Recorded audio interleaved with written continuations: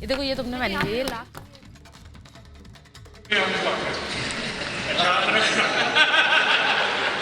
माननीय गृह मंत्री जी, मेरी कॉन्स्टिट्यूंसी तो पार्लियामेंट है भी।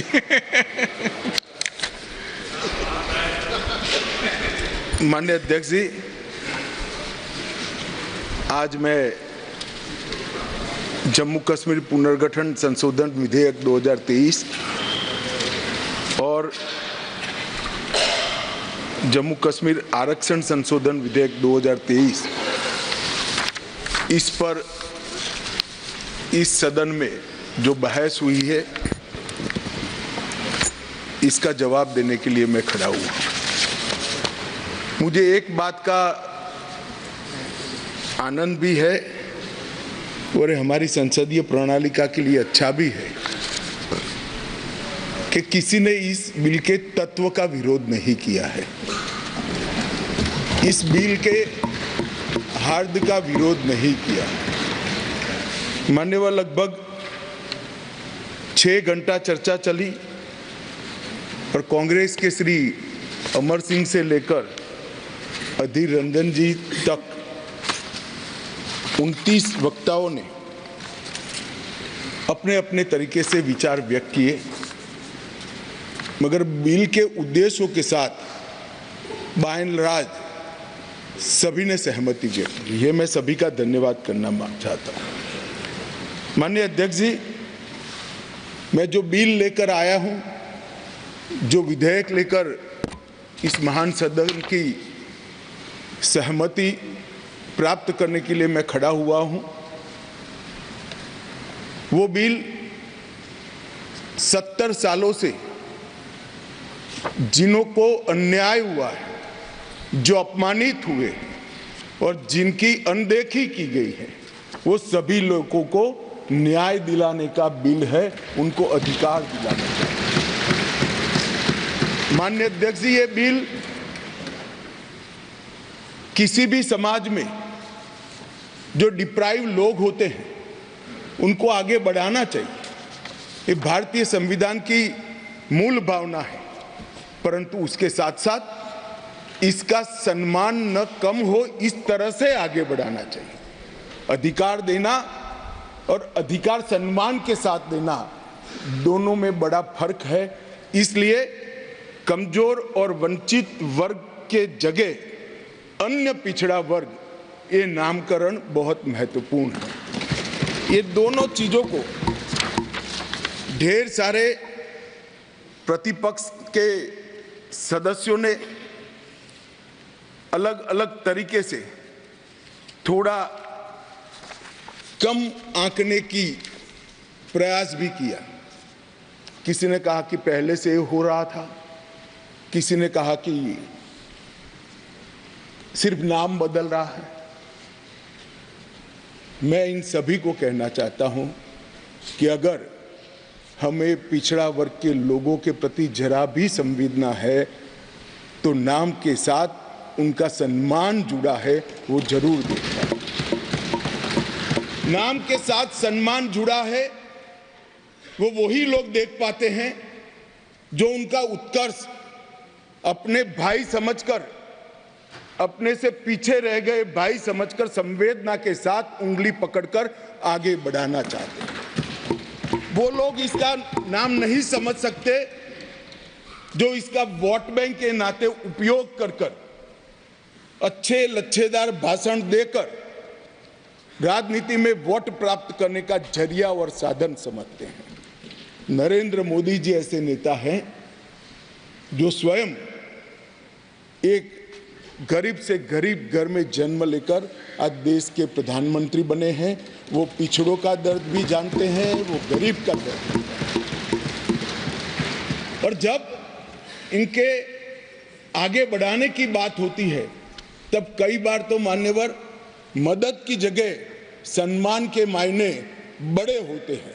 मदद से ज्यादा व्यक्ति का सम्मान उसके सेल्फ कॉन्फिडेंस को, उसके आत्मविश्वास को और उसके गौरव को सम्मानित करता है, बढ़ाता है, जो उसके जीवन में आगे बढ़ने का कारण होता है।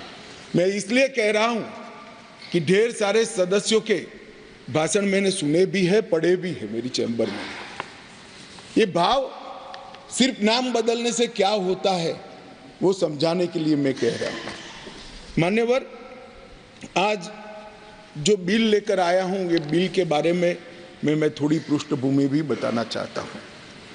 जम्मू कश्मीर में हम सब जानते हैं, जब महाराजा हरि सिंह जी ने भारतीय संघ के साथ इनके विलय का निर्णय किया, उस वक्त से लेकर अब तक कई सारे उतार चढ़ाव हुए।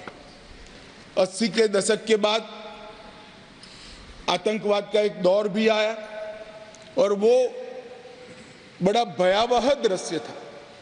पीढ़ियों से, सदियों से जो लोग अपनी भूमि पर रहते थे, अपना देश समझकर रहते थे, अपनी जन्मभूमि समझकर रहते थे, वो मूल समेत उखड़ गए माने। और किसी ने इनकी केयर नहीं करी, इनकी चिंता भी नहीं करी, ना इसको रोकने का प्रयास किया। और कई बार तो मान्यवर रोकने की जिनकी जिम्मेदारी थी वो इंग्लैंड में वैकेशन कर रहे थे, मैं नाम देना नहीं चाहता, और फिर कहते हमने कुर्बानी दी। आपकी कुर्बानी आंख माथों पर अगर दी है तो, मगर सटीक काम और सटीक उपाय और शक्ति के साथ वोट बैंक की राजनीति के बगैर उस वक्त उसको आतंकवाद को उगता हुआ खत्म करते तो आज उनको अपना प्रदेश छोड़ने की जरूरत ही नहीं पड़ती, ना मुझे बिल लेकर आज सदन के सामने आना पड़ता। मान्यवर, जब ये विस्थापित हुए तब देश के अन्य हिस्सों में, अपने ही देश में शरणार्थी बनकर उनको जाना पड़ा।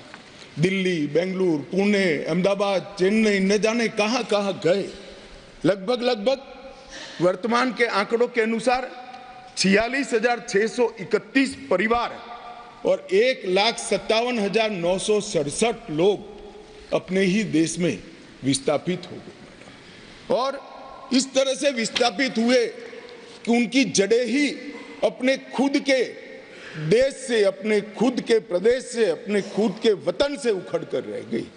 ये बिल उनको अधिकार देने का है, ये बिल उनको प्रतिनिधित्व देने का है।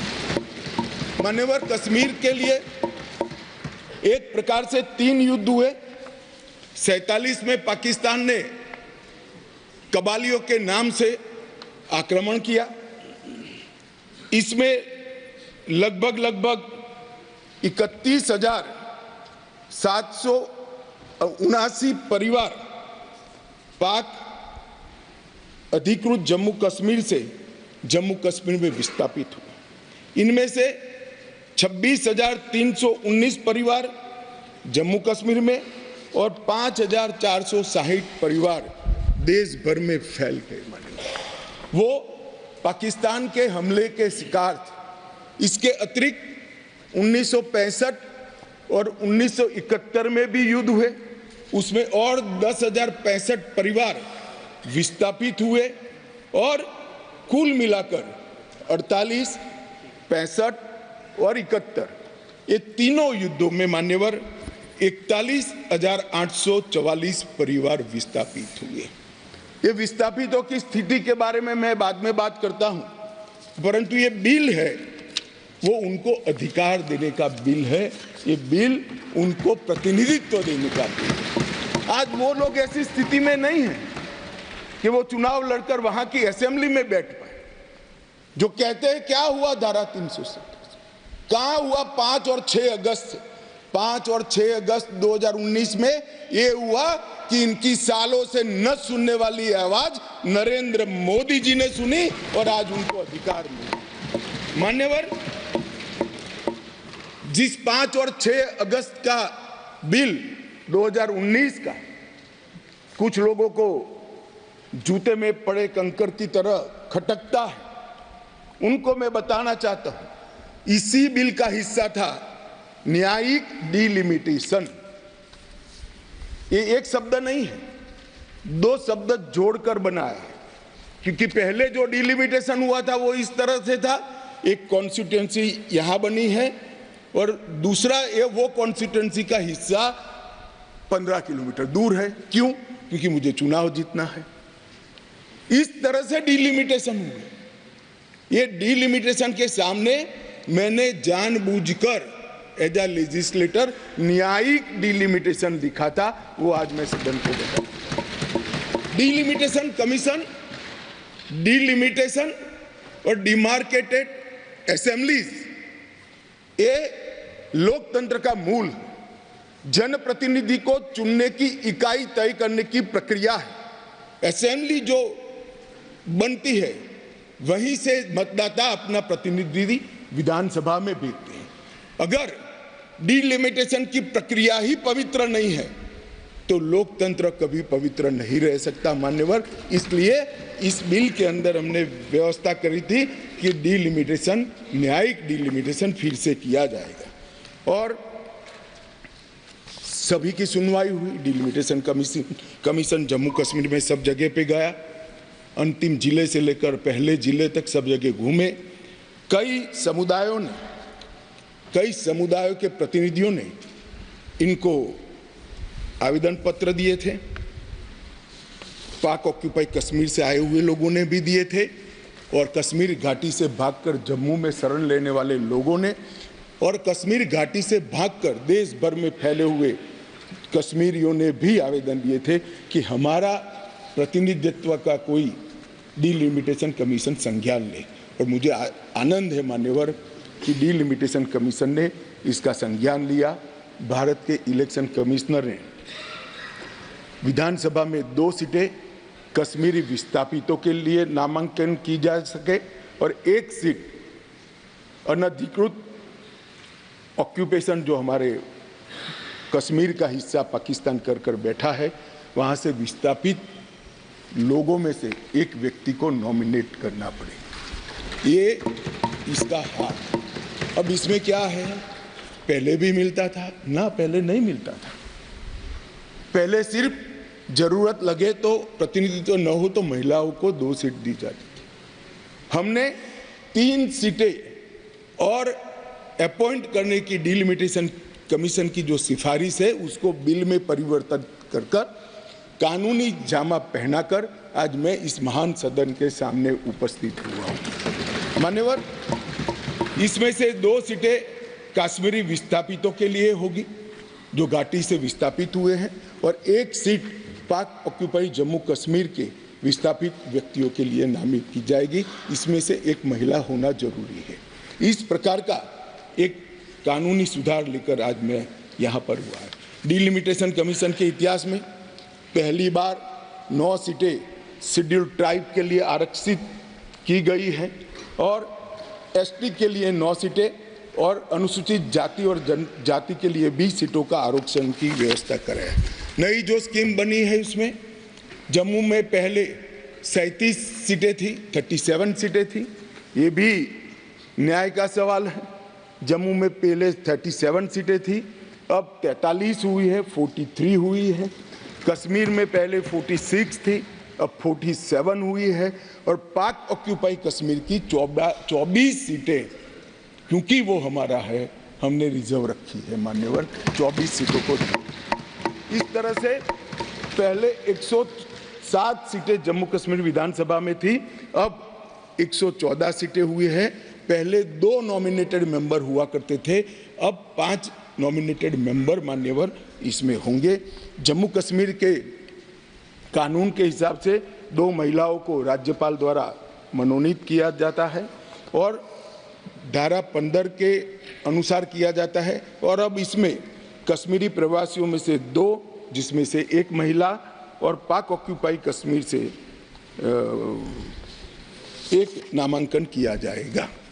मान्यवर, ये इसलिए संभव हुआ है कि 5 और 6 अगस्त को ये ऐतिहासिक बिल नरेंद्र भाई ने कैबिनेट में पारित किया और इस सदन ने इसको परमिशन दी, इसको मान्यता दी और धारा 370 चली गई। इसी का हिस्सा था ये डिलिमिटेशन कमीशन। मान्यवर, सुरक्षा का परिदृश्य मैं इस पर बाद में बात करूंगा। ढेर सारे सदस्यों ने इसकी चिंता भी व्यक्त की है, मैं भी चिंतित हूं, परंतु क्या हुआ है वो बताना ये मेरा फर्ज है, क्योंकि एक ओर से रिकॉर्ड पर चीज़ें आ गई है तो मुझे जवाब तो जरूर उसका देना पड़ेगा। और आज जो धारा 370 हटने के बाद क्या विकास हुआ, आतंकवाद तो अब भी चल रहा है, कश्मीरियत का कितना नुकसान हुआ, ये सारी चीज़ों के जवाब मैं बहुत डिटेल मान्यवर दूंगा। और ये दोनों जो संशोधन है वो संशोधन आने वाले दिनों में इतिहास इस सदन के इस प्रयास को और सदन के आशीर्वाद को हर कश्मीरी जो प्रताड़ित है वो याद रखेगा, हर कश्मीरी जो पिछड़ा है वो याद रखेगा कि नरेंद्र मोदी सरकार ने 70 साल से दर दर की ठोकरें खाने वाले भटकते हुए अपने ही देश के भाइयों बहनों को न्याय दिलाने के लिए उनको 2 सीटें का रिजर्वेशन दिया और अपना देश छोड़कर पाक ऑक्यूपाई कश्मीर से यहाँ शरणार्थी बने हुए लोगों को रिजर्वेशन दिया। और जो डिप्राइव थे उनको कमजोर लोग ऐसे अपमानित करने वाले शब्द की जगह पिछड़ा वर्ग का संवैधानिक शब्द इनके लिए रखकर आज ये बिल लगभग आए। इन्होंने क्या कहा, कई सदस्यों ने पूछा कि क्या हुआ है इनके लिए, विस्थापितों के लिए क्या हुआ है, रिजर्वेशन देने से क्या होगा। रिजर्वेशन देने से उनकी आवाज कश्मीर की विधानसभा में गूंजेगी और फिर कोई ऐसी स्थिति करना जाएगा तो नहीं रोकेंगे वो, क्योंकि उनकी आवाज वहां। मान्यवर, इसके अलावे 5675 कश्मीरी विस्थापित परिवार आज रोजगार पैकेज का फायदा उठा रहे हैं।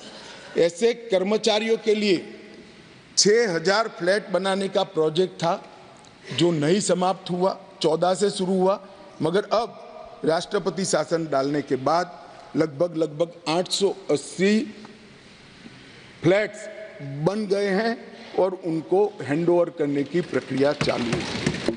इनकी ऑनलाइन शिकायत लेकर इसके निवारण का पोर्टल भी मान्यवर शुरू कर दिया गया है।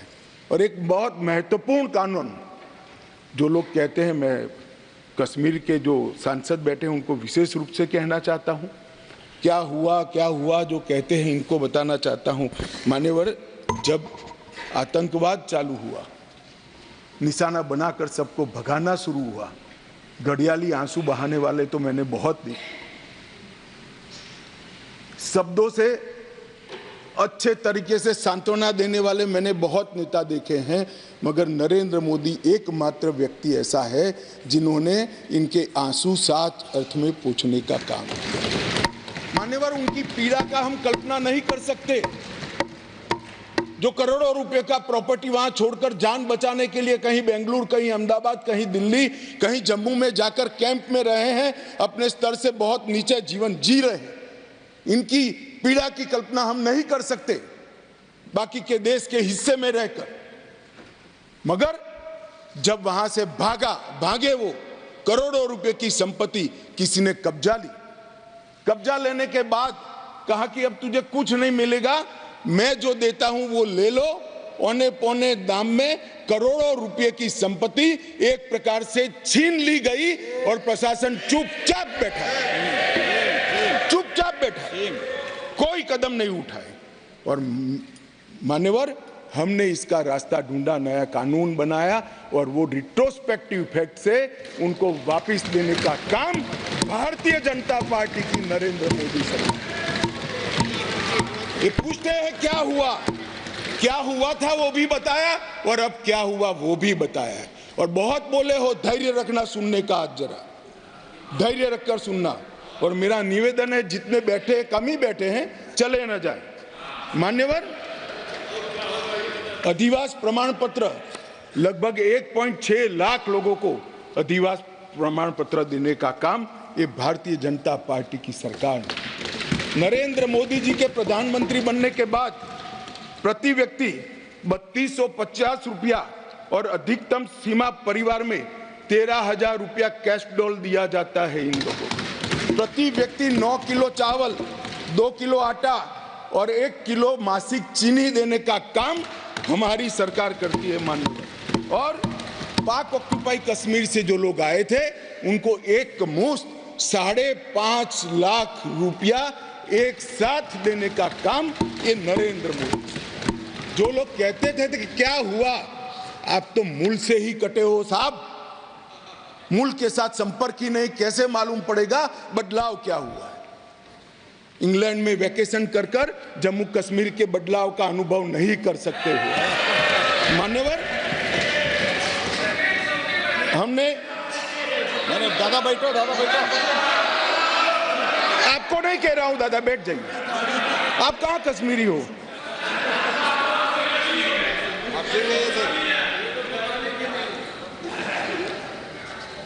मान्यवर, एक बैकवर्ड क्लास कमीशन बनाया गया, बहुत सहभागिता का अप्रोच बैकवर्ड क्लास कमीशन ने लिया। हितधारकों के साथ कई दौर का बैठक के किया, 198 प्रतिनिधिमंडल और 16,000 लोगों को की सुनवाई हुई।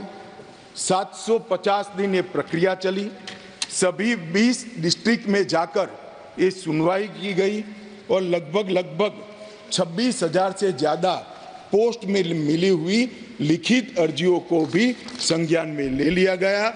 और जम्मू कश्मीर आरक्षण अधिनियम, इसके अंदर सुधार करने का अभी जो आया है उसमें से एक मूल तत्व, बाकी के 2 बिल तो ST department, schedule tribe department और पिछड़ा वर्ग डिपार्टमेंट लेकर आएंगे, मगर अभी एक तत्वतः फेरफार किया है, बदलाव किया है।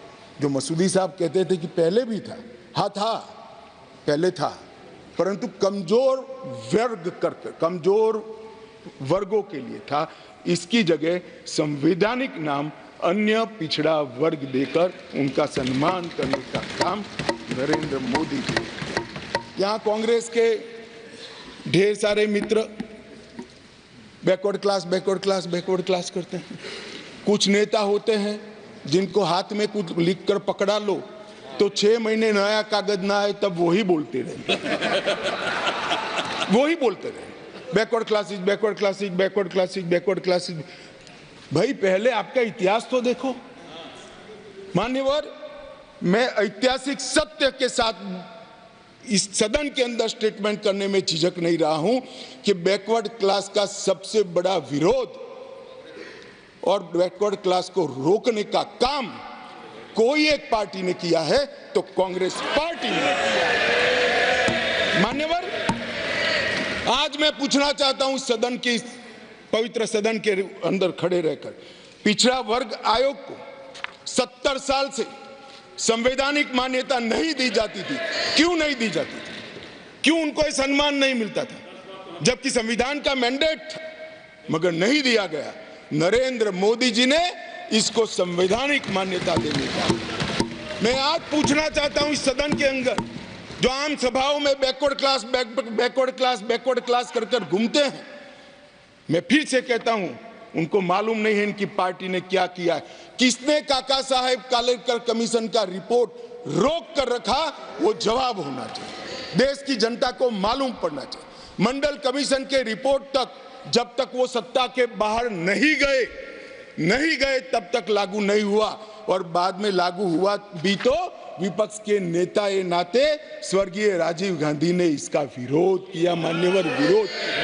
और आज वो बैकवर्ड क्लास की बात कर रहे हैं मान्यवर, वो लोग बैकवर्ड क्लास की बात कर रहे हैं। कभी भी सेंट्रल एडमिशन स्कीम के अंदर बैकवर्ड क्लास को रिजर्वेशन देने का काम कांग्रेस पार्टी ने कभी भी नहीं किया।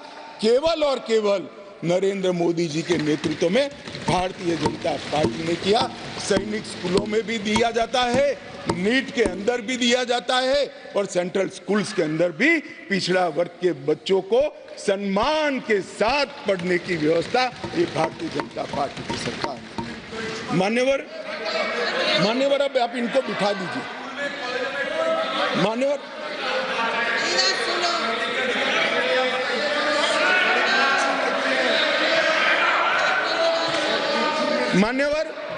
अब तक डिप्राइव लोगों की बात करते हैं, अब तक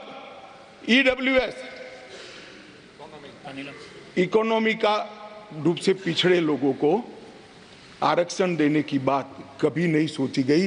पहली बार नरेंद्र मोदी जी ने अनारक्षित जातियों के गरीब बच्चों को 10% रिजर्वेशन देने का काम किया। और मान्यवर, आज ये नामकरण में भिन्नता से क्या होता है इनको मालूम नहीं है, इनको मालूम नहीं है।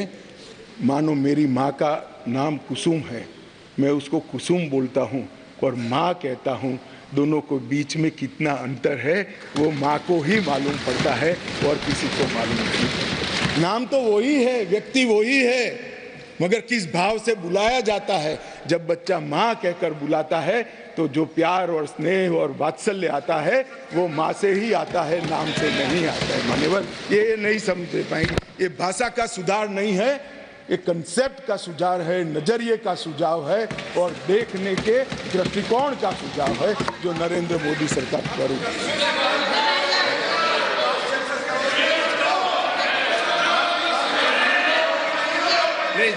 प्लीज। अरे यार अधीर रंजन, मैं एक बात कहता था कि एक नेता लिखा हुआ पढ़ते ही रहते थे, पढ़ते, तुम भी वो स्क्रिप्ट पढ़ने लगे यार। ऐसा मत करो यार अधीर रंजन जी, ऐसा मत करिए। आप माननीय विपक्ष के नेता है, आप भी तो कुछ पढ़ रहे हो। मैं जरा भी पढ़, अरे आपके बारे में नहीं बोल रहे वे, माननीय अधीर रंजन जी आपके बारे में नहीं बोल रहे। Please please. मान्यवर, मैं इनको बताना चाहता हूं, आजकल करते करते मेरे 32 साल किसी न किसी सदन में हो गए, मैंने आज तक कभी लिखा हुआ भाषण पढ़ा नहीं है। मैं मन की गहराइयों से बोलता हूं। मेरे हाथ में जो कागज होता है आंकड़ों और तथ्यों को रिफेर करने के लिए होता है, क्योंकि मैं जिम्मेदारी के साथ यहाँ पर हूं। मान्यवर, प्लीज प्लीज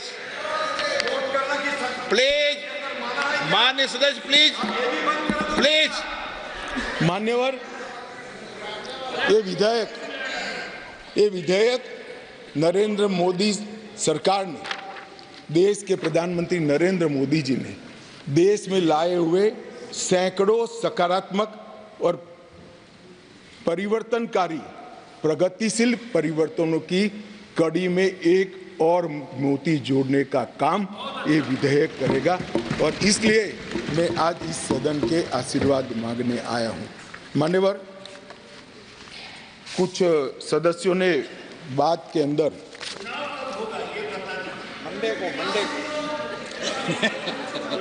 दादा धैर्य से सुनना पड़ेगा, अंत में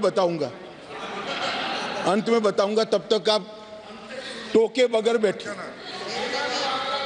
मान्यवर, कुछ कानूनी और संवैधानिक मुद्दे खड़े कर दिए। पहले एक मॉरल बात लाए कि भाई जिस कानून के अंदर आप अमेंडमेंट लेकर आए हो वो कानून ही कोर्ट के सामने चैलेंज में है। मसूदी साहब तो हाई कोर्ट के जज रहे, विद्वान न्यायाधीश रहे हैं, अधिवक्ता अच्छे ही होंगे तभी तो जज बने होंगे। मैं उनको कहना चाहता हूं, धारा 370 भी काफी साल तक चैलेंज में रही, क्यों नहीं रोका उसको? जब चैलेंज में थी तो धारा 370 को क्यों नहीं रोका गया? और आज आपको कानून की मर्यादाएं याद आ रही हैं। फिर भी मैं स्पष्टता करना चाहता हूं, आपकी ही पिटीशन है, आप पिटीशनर हो। इस पर स्टे मांगा गया था, स्टे पर बहस हुई, न्यायाधीशों ने सुनवाई कर स्टे देने से इनकार किया। स्टे देने से इनकार किया। मैं बहुत रिस्पॉन्सिबिलिटी के साथ यहां बोल रहा हूं, कोई स्टे नहीं है, कोई स्टे नहीं है। कहा कि हम समाज करेंगे, एडमिट किया, जो एडमिट खुद ही होता है कि नहीं, एडमिट होने से कुछ नहीं होता, स्टे करना पड़ता है, ऑर्डर में स्टे करना पड़ता है। मान्यवर, जब तक आप तो जज रहे साहब, ऊपर वाले से तो डरिए, फारूक साहब से इतना मत डरिए। मान्यवर, पिटीशन एडमिट होने से किसी को डराता नहीं। फिर भी डरते हैं, बोलिए। मेरा काम डराना नहीं है, आप लोगों का काम है डराना, हम डराते हैं। मान्यवर कहा है उसका जवाब मैं आपके बाद दूंगा। नहीं दे सकते आप, नियमों के अनुसार नहीं दे सकते। मान्यवर, जब कोई भी पिटीशन सुप्रीम कोर्ट के सामने जाता है, अगर सुप्रीम कोर्ट उसको स्टे नहीं देता है तो तब तक यथास्थिति बनती है, और यथास्थिति ये है कि राष्ट्रपति महोदय ने इसको कानून को बनाने का काम पूर्ण कर दिया है। ये यथास्थिति है। इसके लिए मैं इसके अंदर अमेंडमेंट लेकर किसी भी समय पर आ सकता हूं। और ये जो है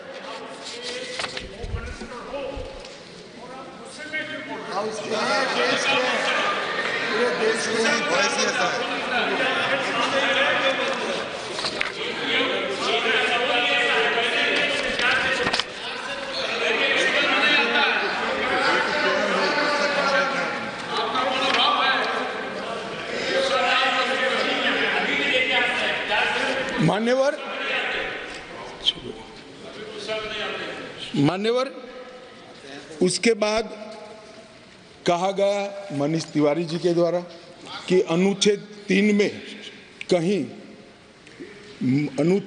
में कहीं पर भी यूटी का प्रावधान नहीं है। अब मैं मान्यवर, कोई कंफ्यूजन नहीं रहना चाहिए, बहुत बड़ी बात माननीय सदस्य ने करी है। मैं अनुच्छेद 3 इस सदन में पढ़ना चाहता हूँ। नए राज्यों का निर्माण और वर्तमान राज्यों के क्षेत्रों, सीमाओं या नामों में परिवर्तन, ये अनुच्छेद का मूल चीज है। इसके अंदर आगे किसी राज्य में उसका राज्य क्षेत्र अलग करने अथवा 2 या अधिक राज्यों को या राज्यों के भागों को मिलाकर अथवा किसी राज्य क्षेत्र को किसी राज्य के भाग के साथ मिलाकर नए राज्य का निर्माण देश की संसद कर पाएगी। अब इन्होंने कहा यूटी नहीं है, यूटी का इसमें प्रोविजन नहीं है, मगर शायद उन्होंने पूरा पढ़ा नहीं या जानबूझकर आगे उन्होंने सदन को बताया नहीं। इसी के नीचे आर्टिकल 3 के नीचे ही स्पष्टीकरण है। इस अनुच्छेद के खंड क से ड में, जिसमें सारी चीजें आता है, राज्य के अंतर्गत संघ राज्य क्षेत्र समाहित है। तो वहां पर राज्य मीन्स संघ राज्य क्षेत्र अपने आप हो जाता है। तो ये इनको मैं मनीष जी को थोड़ा स्पष्टता करना चाहता हूं कि इतना बड़ा गैरकानूनी काम कम से कम नरेंद्र मोदी सरकार नहीं कर सकती। ये कोई इंदिरा गांधी की सरकार नहीं है जो इस प्रकार के कानून लेकर आए। भाई अभी बहस नहीं हो सकती, बाद में मैं आपको सवाल, मैं बाद में आपको मौका दूंगा क्वेश्चन पूछने का। अभी बैठ जाइए, मैं बाद में आपको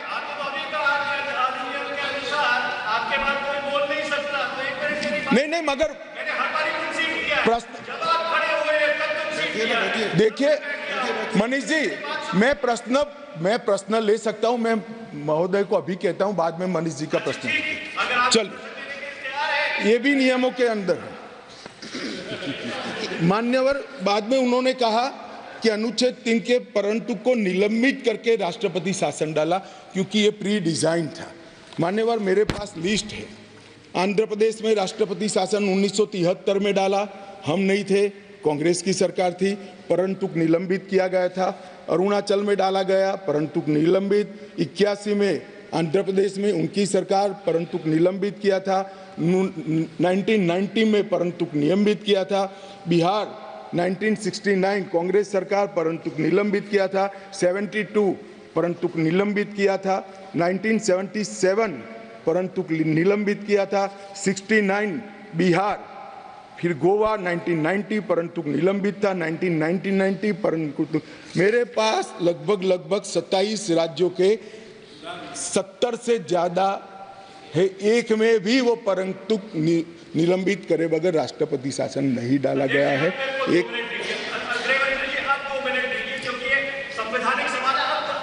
एक मिनट मानिए, ऐसे टाइम तो मैं दूंगा ना, प्लीज। मान्यवर, मैंने कहा उनको मैं सवाल पूछने दूंगा, वो क्यों इतने विचलित हो रहे हैं? मेरे पास भी 7 प्रेसिडेंशियल नोटिफिकेशन, उन 6 प्रेसिडेंशियल नोटिफिकेशन की जो लैंग्वेज है वो एक है जम्मू कश्मीर के प्रेसिडेंशियल नोटिफिकेशन की लैंग्वेज अलग है। मैं आपको अभी डेमोन्स्ट्रेट कर सकता हूं। मैं अभी बढ़ के सुनाता हूं। मैं अभी बढ़ के सुनाता हूं। एक बहस ही नहीं है, लैंग्वेज क्या है इस बहस इस पर है कि अनुच्छेद 3 के परंतु को जिसमें असेंबली का पावर यहां पर आता है इसको निलंबित किया गया है या नहीं गया। एक लिमिटेड क्वेश्चन पर हम है, कहां है बात ही खड़ी होती है। मंत्री जी नो, माननीय अध्यक्ष जी मुझे संरक्षण दीजिए, ऐसे नहीं हो सकता बिल का जवाब। जो बाकी प्रेसिडेंशियल नो, माननीय गृह मंत्री जी बड़ी जिम्मेवारी से कह रहा हूं। आपका रिकॉर्ड भी नहीं जा रहा है, इससे माननीय गृह मंत्री जी। मान्यवर आप प्लीज मुझे व्यवस्था दीजिए, ऐसे बिल का जवाब नहीं दिया जा सकता, ऐसे महत्वपूर्ण बिल का। एक मिनट। नो, माननीय मैंने आपको कहा आपको सवाल पूछने का मौका दूंगा, प्लीज माननीय गृह मंत्री जी।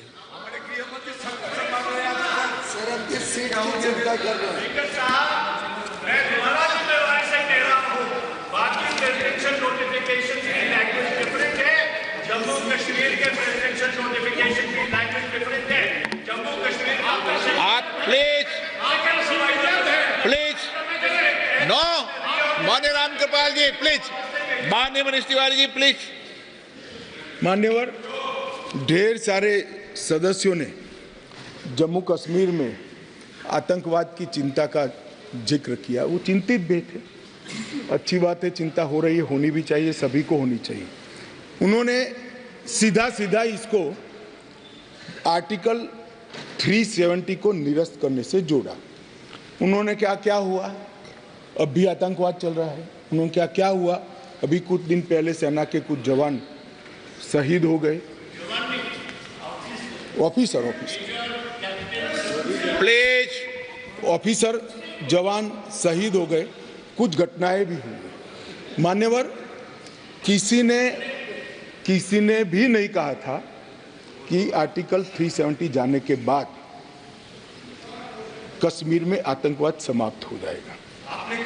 सुनिए ना, सुनिए, अरे भाई सुनो ना, मैंने कहा था आतंकवाद का मूल आर्टिकल 370 के कारण खड़ा हुआ अलगाववाद की भावना है।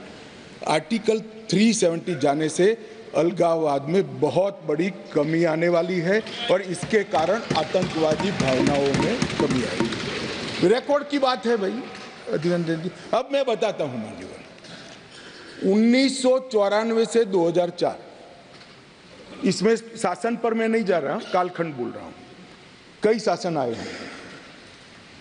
टोटल आतंकवाद की कुल घटनाएं 40,164 हुई। छोटी छोटी घटनाएं भी है, कुछ बड़ी भी है। 2004 से 14 मनमोहन सिंह सोनिया जी के शासन का समय आतंकवाद की घटनाएं 7,217 हुई, 7,270। और नरेंद्र मोदी सरकार में 14 से 23 तक सिर्फ 2,000 हुई, 70% की कमी आई है। और मैं थोड़ा और एक्सप्लेन करना मांगता हूं कि ये जो 2,197 आई है, इसमें से एक घटना का जिक्र है। 65% घटनाएं पुलिस की गई कार्यवाही के कारण अकर हुई है। मतलब कोई जगह पे सूचना मिलती है कि आतंकवादी छिपा है, पुलिस इस पर हमला करती है तो भी वो आतंकवादी मुठभेड़ मानी जाती है। इस प्रकार की 70% कमी आई है 2004 से 14 में और 14 से 23 में।